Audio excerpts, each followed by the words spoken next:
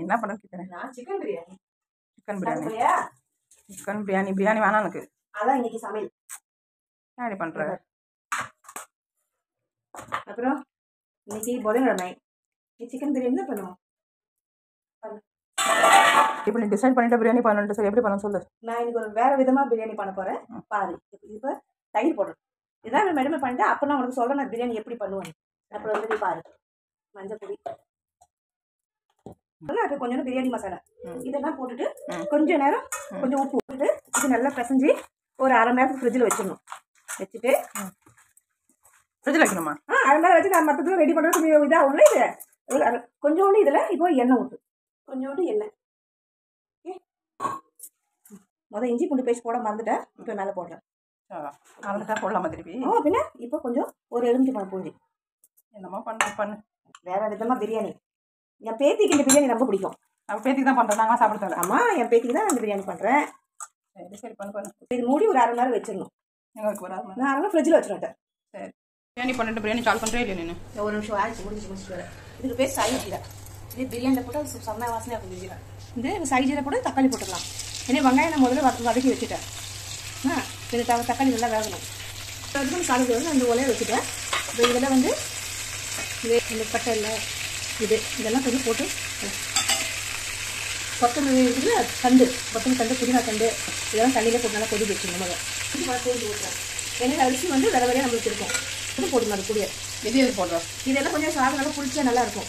காரம், புளிப்பு, உப்பு நல்லா இருக்கும். சாப்பிட்டு பாரு என் பிரியாணி. இது முடியாது. இப்போ ஒலை கொத்தல நான் ஒரு நேரத்துக்கு முன்னே அரிசி கழுவி வச்சுட்டேன். இது ஒலை கொத்தல இந்த அரிசியில் போட்டு அப்புறம் பிரியாணி ரெடி பண்ணிக்காங்க. அப்போ சாப்பிட்டு பாருங்க. இஞ்சி பூண்டு பேஸ்ட் போட்டாச்சு. இதில் கொஞ்சம் பச்சை மிளகாய் இஞ்சி போடுறேன். பூண்டு இதெல்லாம் போட்டு நல்லா தண்ணி கொதிச்சா பிறகு நம்ம அரிசி கழுவி போடணும். கொஞ்சம் உப்பு மிளகா எல்லாம் போடுறது பார்த்து எல்லாம் போடணும். கொஞ்சம் கொஞ்சம் எல்லாத்தையும் போடணும். அதில் அரை ஸ்பூன் மிளகா இதுன்னு ஒரு அரை ஸ்பூன் மிளகா போடணும். சிக்கன் மசாலா கொஞ்சம் போடணும். அவ்வளோதான். நம்ம சிக்கன் பிரியாணி எடுத்து மேலே வச்சிடணும். அப்படி எல்லாம் இந்த வெங்காயத்தை வறுத்து வச்சுருந்தேன். டீப் ஃப்ரை பண்ணி இந்த வெங்காயமும் இது மேலே போட்டுருங்க. இது புதினா, கொஞ்சம் கொத்தமல்லி, கிண்ட எதுவுமே பண்ண வேண்டாம். கிண்டக்கூடாது ஒன்றும். அப்படியே எல்லாம் போட்டு போயிடணும். அவ்வளோதான்.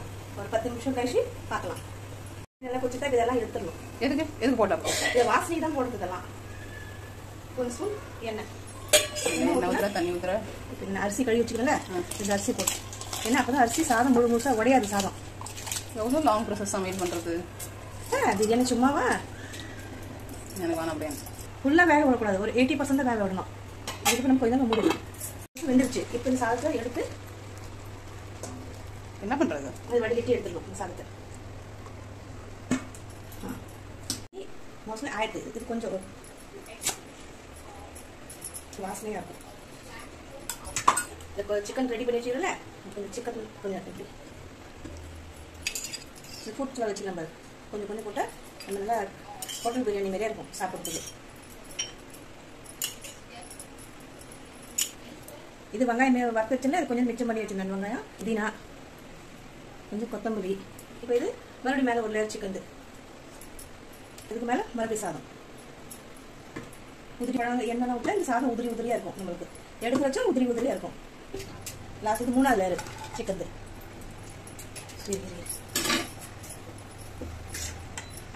இப்போ இது லாஸ்ட் லேயர் பண்ணி அந்த கலரு போட்டாச்சு. இதில் கொஞ்சம் க்ரீன் கலர், இது லெமன் கலர். இது கொஞ்சம் வெங்காயம் தீந்துச்சு. இது லாஸ்ட்டில் புதினா, கொத்தமல்லி, ஒரு ஸ்பூன் நெய் மேலே. இப்போ இது நம்ம தம் வைப்போம். ஒரு ஸ்பூன் நெய் ஊற்றி உடனே தம்மில் வச்சுக்கணும். இதுதான் பேர் தம் பிரியாணி. ஆயிடுச்சா பிரியாணி? ஃபைனலி ஒன்று 5 நிமிஷம் தம் 5 நிமிஷம் வச்சுட்டு உடனே உங்களுக்கு பிரியாணி கொடுக்குறேன். நீ ரெடி? நல்லா தான் இருக்கு பார்க்க. ஏன் எவ்வளோ உதிரி உதிரியாக இருக்குது. நீ சாப்பிட்றியா பிரியாணி? சாப்பிட்றேன். இது என்னோட பேத்திக்கு, உனக்கு கிடையாது. அப்புறம் எதுக்கு என்ன சாப்பிட்றேன்னு கேட்டேன். ஆயா பிரியாணி பண்ணிக்கிறேன். வாவ், சாப்பிட்டு பாரு. வாவ், சூப்பராக இருக்கு. தேங்க்ஸ்.